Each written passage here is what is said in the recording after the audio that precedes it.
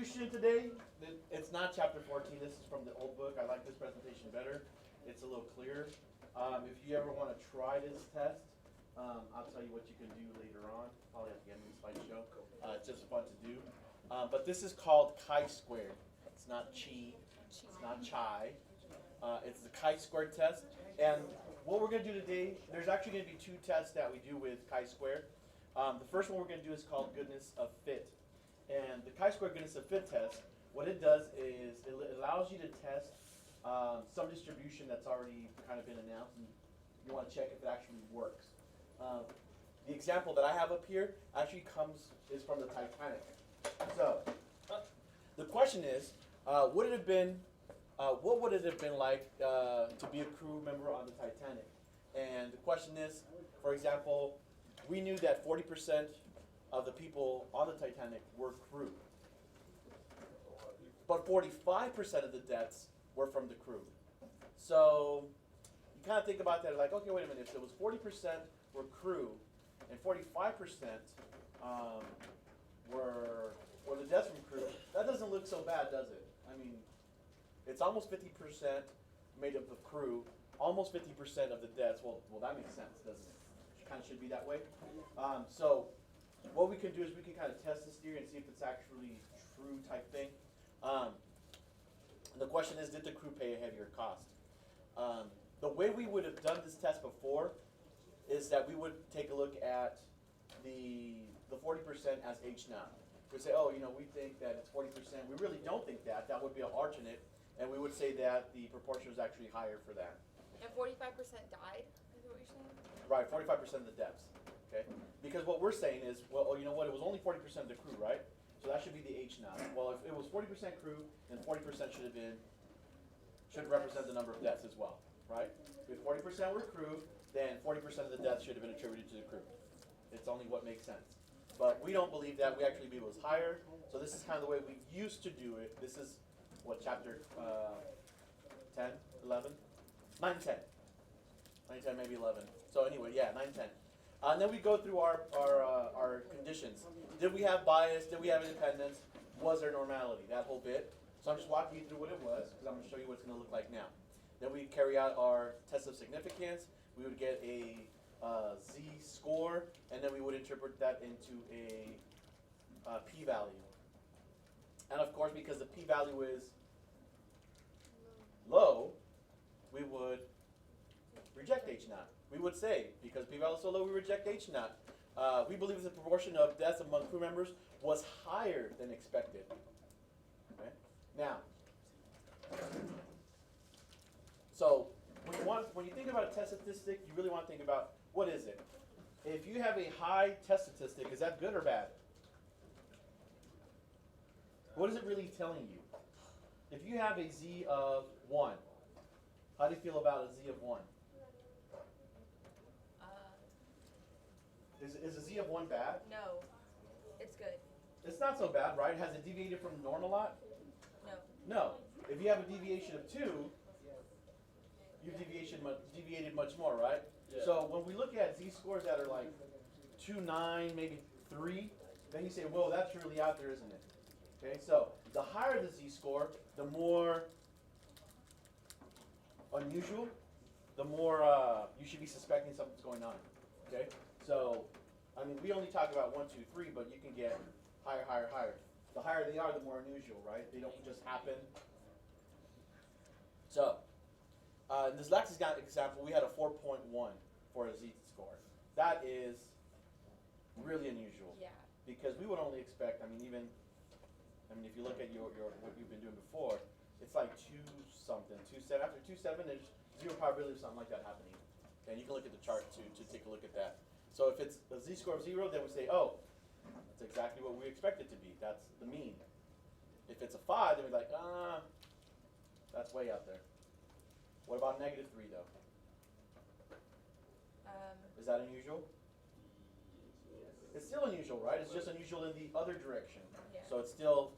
it would be much lower than what you're saying. Right, not as unusual as the 5, that's on the positive side, but on the negative side, it's still unusual. It's 3 deviations away. That's almost 0% probability happening.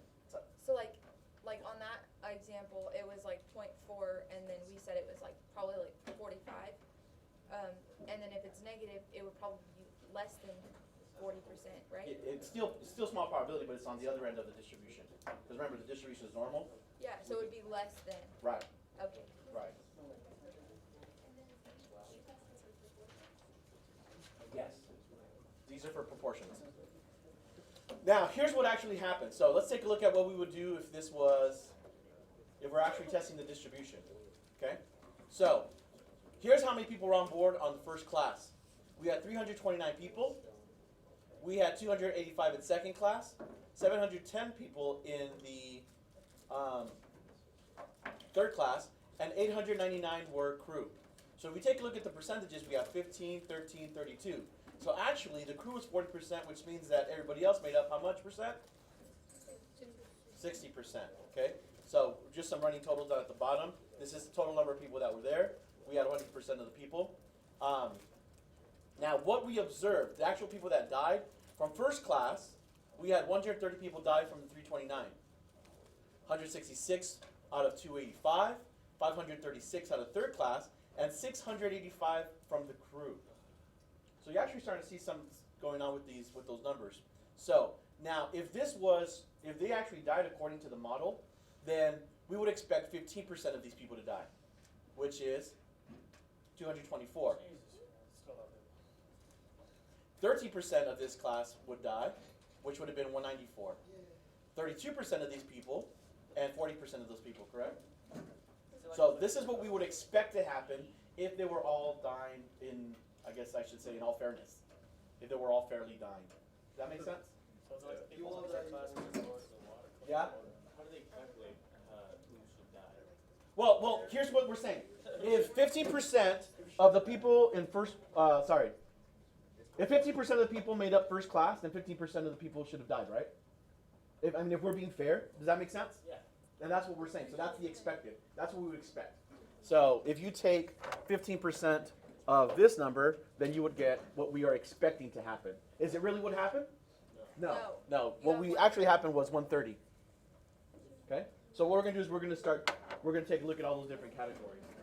Okay? Wait, would it be the percent of that class, or would it be percent of the total deaths? It's a percent of this class, because this is how many we have. This is just numbers, these are percent. But So more 15% people is die. how many first class were on board. So why would 15% just go right back to 50%, 13 to 13%? It just kind of seems redundant. That's it. We had 329. Right. Okay, I see what you're saying. So 15% were first class. Of these people, what percent of them should die? I mean, if we're being fair, right? You're trying to say 40% of the. Let's take a look at crew. If 40% were the population of the Titanic people, then wouldn't we expect 40% of the crew to die? If it was fair. We expect 40% of the crew to die. Correct. We expect 40% of whoever dies to be crew. Yeah. Am I saying it wrong? Yeah. Okay. Well, that's what. 40% of the crew dying just means that since 40% they have of to the be people more who than- 40% of the people that died should have been from the crew. Okay. I thought that's what I was saying, but I guess I'm not. But yeah, you're right. Okay. So questions where these numbers are coming from then? Okay, so here's what I'm going to do next. We're actually going to take a look at the difference between the observed and the expected. So we take kind of like the Z-score test, what we used to do, remember that? Oh, observed minus expected type thing. And then something unusual also happens when we add them all up. We actually also get a 0, which is not very useful. So do you guys remember how we took care of it before? We squared it type thing, right? So here's what we're going to do for our chi-square goodness of tests. We're going to square them, but so that we kind of get rid of some of those duplicates, we're going to divide by the expected again. And this is actually your test right there. So it's the observed minus expected squared divided by the expected.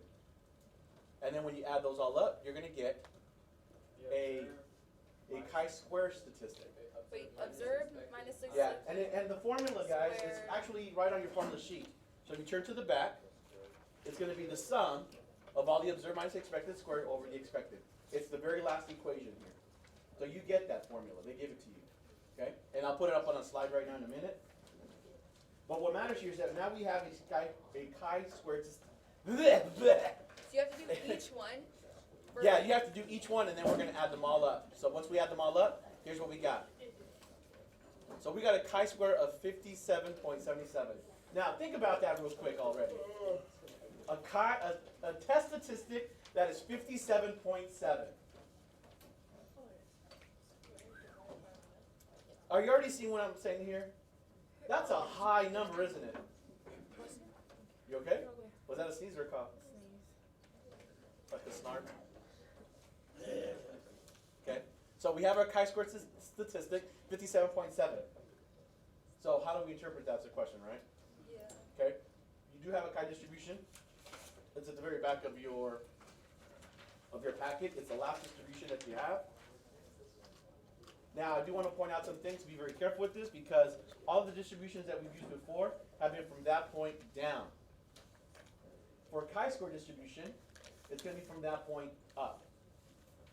Okay, the distribution here is backwards for everybody. So when you're looking for a p-value, you're not going to look at the below part. You're going to be looking at the above part. So if you have that chart, you're going to take a glimpse, take a look at it, and it even tells you probability p is on the upside on this one, not on the bottom part or the bottom half. Okay. So let's take a look at what a chi-square test looks like here. So we just did one.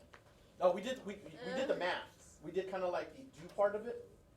Okay. But remember, it's always a four-step process, right? We have to state, check, do, interpret. Okay. What we just did was the do part. All right? So there's the do part. Let's take a look at the rest of it. So population of interest was death on the Titanic. Here's the model. Okay? The model that we have is that 15% from first class, 15% of the deaths are from first class, 13%, 32%, blah, blah, blah. Okay, all those percents. We have to state our null and our alternate hypothesis. Here it's going to be a little different. You're already stating the model, right? So for your null hypothesis, all you have to say is the model is a good fit. That means that, yeah, people died according to this model. Make sense? Always like that? Pretty much. Because you're going to state the model here. Instead of pop and para, you're going to state your pop and model. Pop and model. I'm sweating. Woo! Wait. And that's recorded. Oh my god. So Our 6 hour. are those percentages the percentages of the deaths or the percentages of the members of board? It's a percentage of the members on board. Okay. Yeah, that's what we were expecting to happen. Yeah, sí se puede. Sí se puede. You had to say something for the recording, didn't They you? said that in the Donald Trump rally. What? Yeah. Sí se puede. People that were going against Trump, yeah. Yeah, exactly. Okay, moving on. Yeah. Alternate! We can do it. Your alternate should only make sense. The model is not a good fit. Dang. The model is not a good fit. So either it. Damn Who straight. put the thought into this one? Well, you already stated the model, so there's no reason to rewrite it twice in any type of mathematical form because you already know what the model is. Either it works or it doesn't work, right? That's simple. What would be the next block? Yeah, it's the check block, right? So what do you have to say first? Which test we're doing, right? So in this one, what are we doing? GI test. It's a chi-square, and they call it GOF. Short, it's goodness of fit. It's a GOF. It's a, oh shoot, chi-square goodness of fit. And if you want to just put chi-square GOF, that'll work too. So do we have bias? It wasn't an SRS, right? We didn't choose. So proceed with caution. Independence. Is the population greater than 10 times 10? So was there more than 100 people there? See. Yeah, we knew that from the other data. And what about the other one? What's the other one? Normality. Normality is a little bit different here because we're not going to use central limit theorem or any of that stuff there. We actually have to take a look at the categories. Okay? I just don't think it's no. So none of the expected counts can be less than 1. None of the expected counts can be less than 1. And they're not. Huh? And they're not. Cannot be less than 1. So So all of the expected counts must be 1 or more. Okay? Second, no more than 20% of the counts are less than 5. So make sure you write those down because this is how we check normality down. And I'll put them up on another slide again too. But these are our conditions here. You got them written down?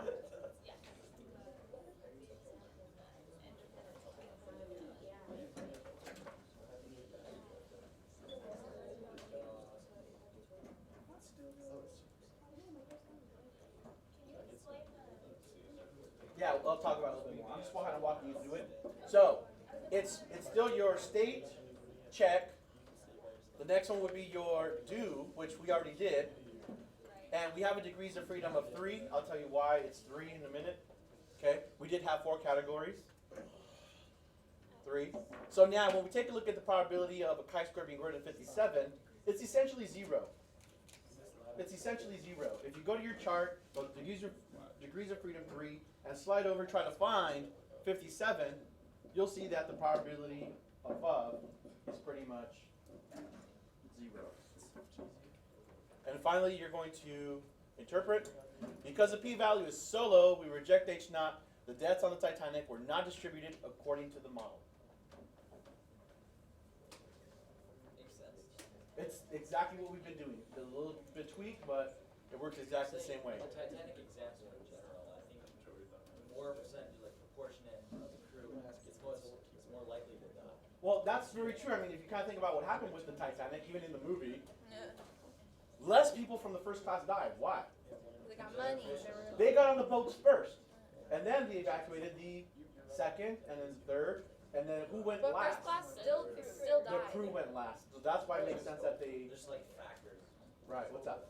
But I thought proportionally first class had more deaths. Actually, no. I don't know. I was looking at it. No, They were supposed to lose. Let's see here. 50% of the first, Oh, okay, never mind. the deaths were Yeah. first class. They should have lost 130. See, they were down I 94. was reading it back. Yeah, they were down 94. So let's see. Also, they actually did lose more first class than expected. Yeah, but not proportionally. Yeah, they did. To where? To this? The data? Here? Oh, sorry. Yeah, I'm confused. So, like, but there were more deaths than expected. So therefore, 15% of them weren't first class. I'm so. We'll check it right now. It's supposed to say what? Model? According to the model. I don't know. Boy. That's on there too.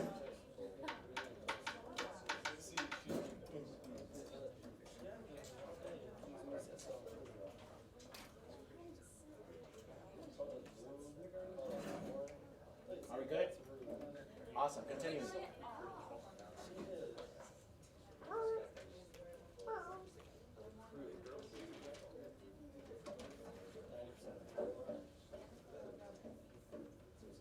Okay, so what's new with the chi-square goodness of fit? There's no parameter of interest here. What we're interested in is the model. So that's what we're going to talk about. We need to state what the model is so that our H0 can say it's a good fit. HA would say it's not a good fit. Okay? And there's your H0 always. Here's your alternative always. The normality check is different. The normality check is different here. You're going to have none of the counts be lower than 1, and no more than 20% of the counts can be less than 5. What? Okay, wait. Okay, so there's a 2, and we already showed them on the other block too. Okay, so if so for example, the Titanic one, I expected, first class to have 0.5 people die, or 5.5 person die. That would automatically, huh? Half a person died. They become Yeah, paralyzed. you became paralyzed. I like that one. That was funny, but this would not be normal. You can't have any of the expected counts be less than that. If you had, in this case, we had 4 of them, right? Yeah. So even that one was 0.5. That also eliminates the second check because none of them can be less than 5. So even if in the first class we expected 2 people to die, well, there's 4 categories, right? And that's one category alone is 25% of the counts. So that would already, More than 20%. okay.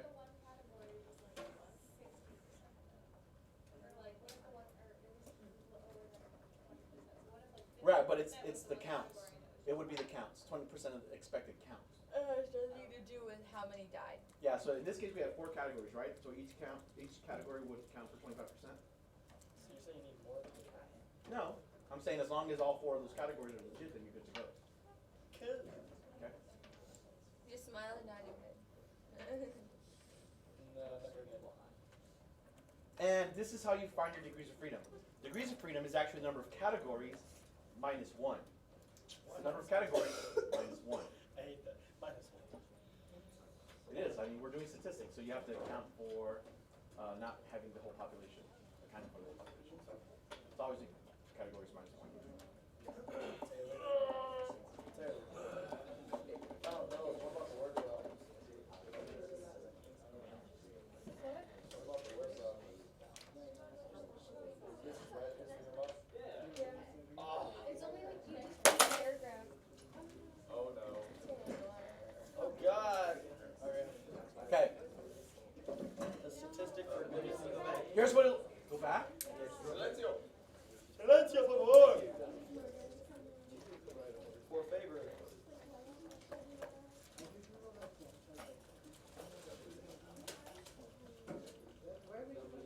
Yummy coffee. Me gusta mucho. Mucho. Mucho. Is it called, how do you say coffee in Spanish? Coffee in Spanish. Café. Café. Only 2 people went. I thought this morning it messed up my stuff. Okay. Here's what it looks like. Chi-squared is the sum of the observed minus expected squared divided by the expected degrees of freedom, categories minus 1. But you already knew that, so you don't need to write it again. It's always going to be greater than the chi-squared. That's where your p-value is going to be. And this is one that we would do, but I don't even have monies. What's really cool is M&Ms. If you want to try this at home, go and buy yourself a pack, a regular size pack of M&Ms. They've You said, think peanut butter will like no, be different? yeah, they all have, yeah, this is the plain M&Ms. This is their distribution. King size? King size might work, regular and king. I I've feel tried, like if you have a greater sample size, the observed will be. I tried, well, you'd have to, I tried to do it with what is it, the 5-pounder? But because when I scoop them up, it's not really, I don't know, it wasn't really working.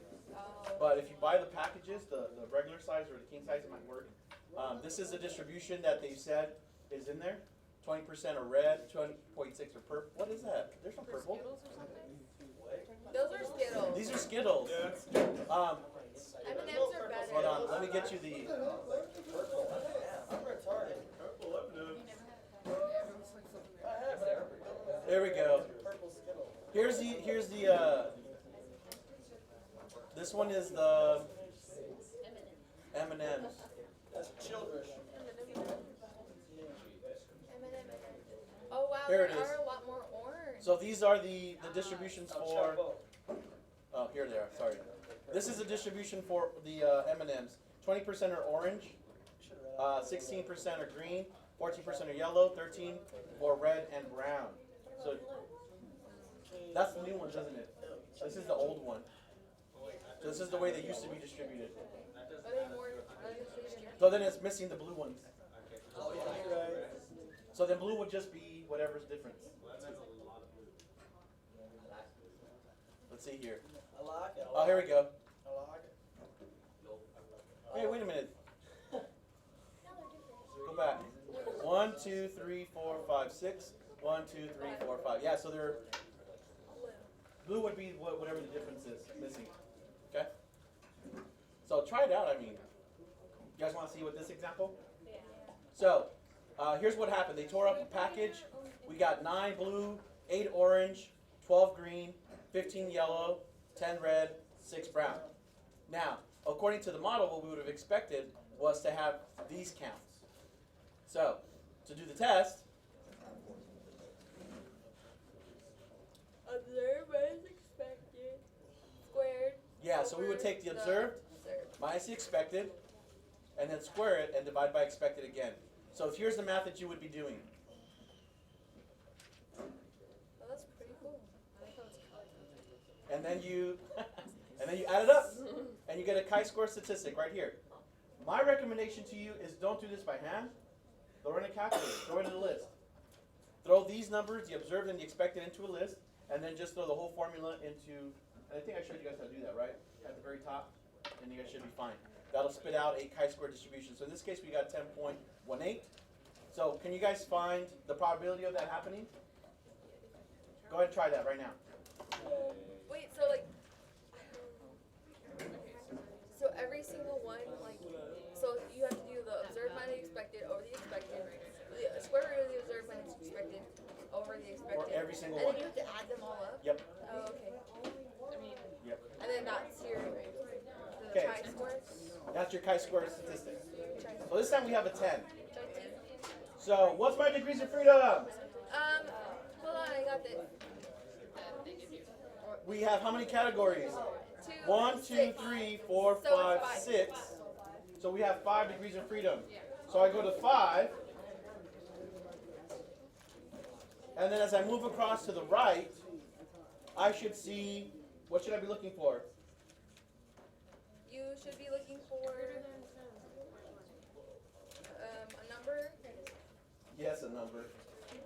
a positive number, Which number? a positive one. 10.18. Now, 10.18 falls between a .05 and a .10. You guys see that? Yes. Yeah. Really? I'm looking at trying to interpret what you're saying. Oh wait, so you start? Okay. Oh, okay, I get what you're saying. So you see the probability at the very top? Yeah, So is that probability high or low? it's pretty high. It's above a .05, isn't it? Yeah. So, because the p-value is, High, we accept it. we failed Fail to to reject reject H H naught. naught. That means that this package of M&Ms follows the model. It's evenly distributed. It's distributed according to the model, because it's not evenly distributed.